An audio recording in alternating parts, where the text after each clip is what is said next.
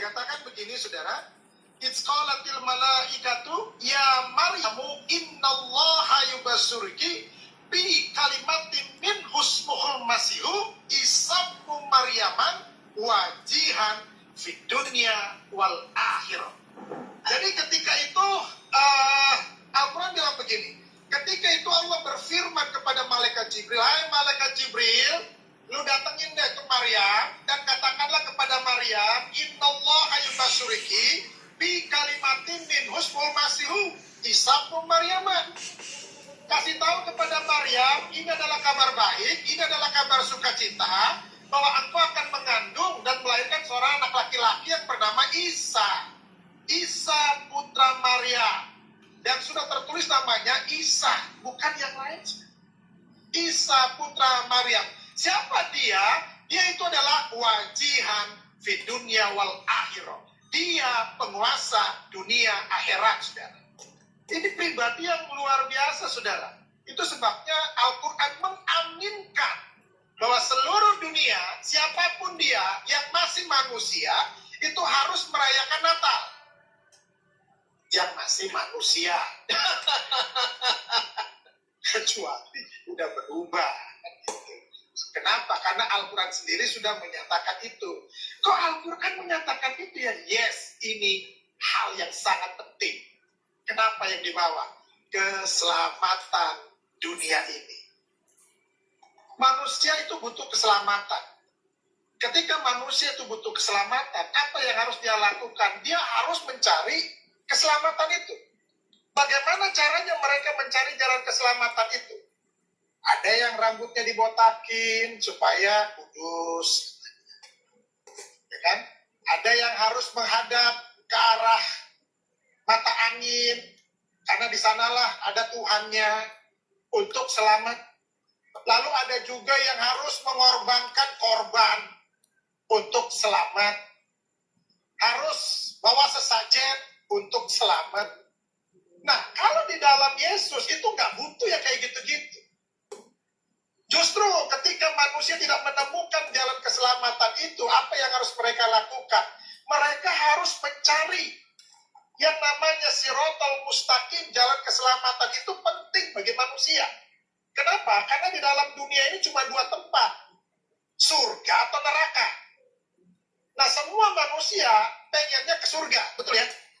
Tapi ingat, kalau mau ke surga, harus kenal sama yang punya surga. Kalau kagak kenal, ya mikir aja sendiri. Makanya, dia harus hadir ke dunia ini, Tuhan harus jadi manusia. Kenapa? Karena dia sudah mengirim rasul-rasul, sudah mengirim nabi-nabi, tetapi manusia tetap keras kepala. Gak bakalan gue mau. Pokoknya gue mau suka-suka gue, semau gue, katanya kan. Lalu bagaimana? Ini Tuhan ini punya kasihnya begitu luar biasa. Yang tadi sudah disinggung, karena begitu besar kasih Allah. Apa yang Tuhan mau lakukan? Ini manusia ini harus, semuanya ini harus masuk surga. Karena neraka diciptakan untuk setan, untuk genderuwo, untuk iblis. Bukan untuk manusia. Manusia ditempatkan semuanya masuk surga. Amin. Tapi yang bagaimana dulu? Nah, itu kemauannya Tuhan, itu hatinya Tuhan. Tuhan mau semua manusia itu masuk surga. Bagaimana caranya untuk Tuhan menyelamatkan manusia? Dia harus jadi manusia. Kenapa harus jadi manusia? Karena yang diselamatkan manusia, bukan monyet. Kalau yang diselamatkan monyet, ya otomatis dia harus jadi monyet dengan bahasa monyet.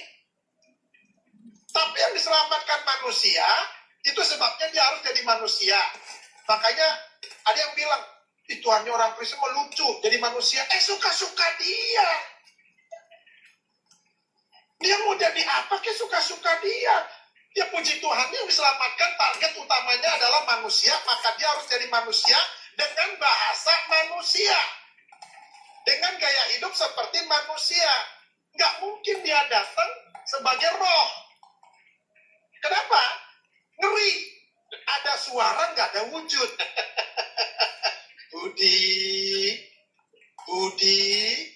Ada suaranya, tapi nggak ada wujudnya.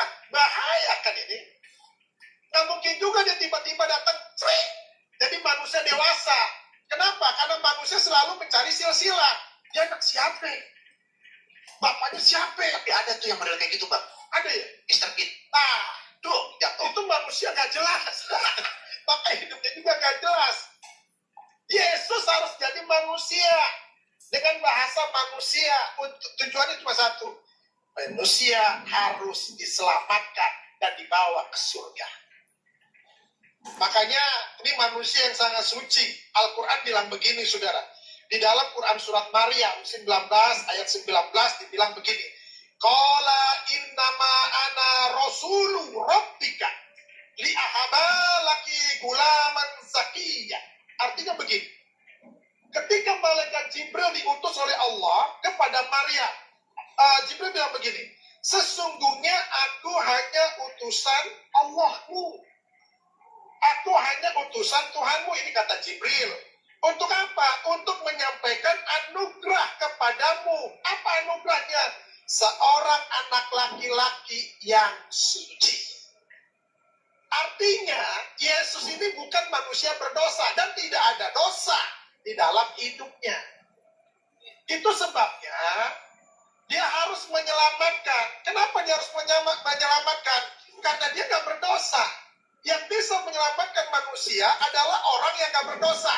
Contoh, kalau saudara punya hutang, siapa yang harus bisa membayarnya? Tentunya orang yang gak punya hutang dan bersih dari hutang. Kalau lu masih punya hutang, lu lalu mau bayarin orang yang punya hutang, gigi lu. Kenapa harus gigi? Lu aja masih punya hutang.